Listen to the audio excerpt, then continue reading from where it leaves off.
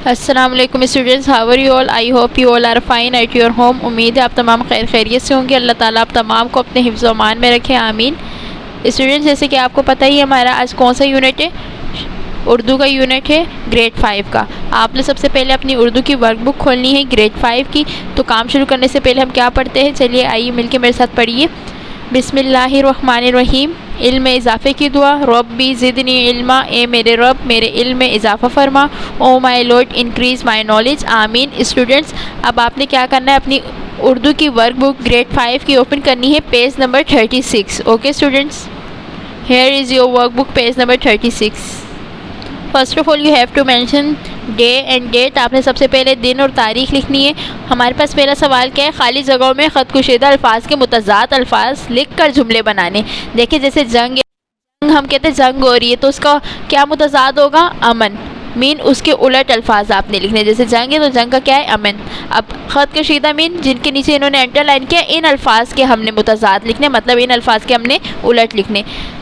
First हमने कर लिया, जंग अमन को तबाह कर देती है। सेकंड है, अल्लाह की नज़र में हर आला, आला देखिए अंडरलाइन है तो इसका क्या उलट है, आला मीन बड़ा, और अदना क्या होगा, छोटा। तो हमने लिखा है अदना बराबर है, अल्लाह की नज़र में हर आला और अदना बराबर है, छोटा और बड़ा बराबर है। एक मोमिन, अब यहाँ मोमिन को अंडरलाइन किया तो हमने इसका अपोजिट लिखना है, मुतज़ाद। एक मोमिन मुजाहिद के मुकाबले में 10 कुफ़ार भी शिकस्त खा जाते हैं। देखिए मोमिन का क्या है, मुतज़ाद कुफ़ार। अक्सर दुकानदार सौदा नकद देते हैं, उधार नहीं। नकद का अंडरलाइन इन्होंने किया है तो हम नकद का उलट क्या है, उधार। मीन नकद मीन पैसों से, उधार मीन उधार लेना। तकरीबन हर गुमनाम शख्स की ये ख्वाहिश होती है कि, अब यहाँ गुमनाम को अंडरलाइन किया, गुमनाम का मुतज़ाद क्या है, मशहूर। गुमनाम जिसे कोई नहीं जानता, मशहूर जिसे सब जानते हैं। तकरीबन हर गुमनाम शख्स की ख्वाहिश होती है कि वो मशहूर हो जाए। दुनिया में बाज़ झीलें कुदरती हैं और बाज़ मसनूई। अब कुदरती अल्लाह की बनाई हुई कुदरती है, और मसनूई जो इंसान की बनाई हुई है तो मसनूई है। अब देखिए मेरा शक, अब यहाँ शक है जिसे अंडरलाइन किया, हमने इसका मुतज़ाद लिखना है। मेरा शक यकीन में बदल चुका है कि मेरा दोस्त ही मुझसे दुश्मनी कर रहा है। शक का मुतज़ाद है यकीन। अब लास्ट वन क्या है, अमानत में डैश करना एक मुसलमान के लिए जायज़ नहीं। अमानत का क्या है मुतज़ाद, ख़यानत। अमानत में ख़यानत करना एक मुसलमान के लिए जायज़ नहीं। उम्मीद है आपको ये अल्फाज मुतज़ाद जो अच्छे से समझ आ गए होंगे। हमने पेज नंबर अपना 36 कंप्लीट कर लिया, अब हम अपना पेज नंबर 7 कंप्लीट करेंगे। ओके स्टूडेंट्स, सो स्टूडेंट्स ये आपकी वर्कबुक का पेज नंबर 37 है, आप इसे ओपन करें। Same thing you have to do in this page. जो आपने सेम काम इस पेज पे करना है वो क्या है, आपने दिन मेंशन करना है, देन तारीख यहाँ पे मेंशन करनी है। अब हमारी यहाँ वर्कशीट 2 है। वर्कशीट 2 में इन्होंने हमें क्या दिया है, दी गई तस्वीर का मवाजना कीजिए और दोनों की मुमासलत और तफरीक बयान कीजिए। मवाजना मतलब इनका कंपैरिजन करना है, हमें कंपेयर करना है आपस में दोनों को, कि दोनों में क्या बात है जो एक में है और दूसरे में नहीं है, ठीक है। और मुमासलत मीन हमें एक जैसी सेम क्या चीज़ है इसमें हमें वो बताना है, ठीक है।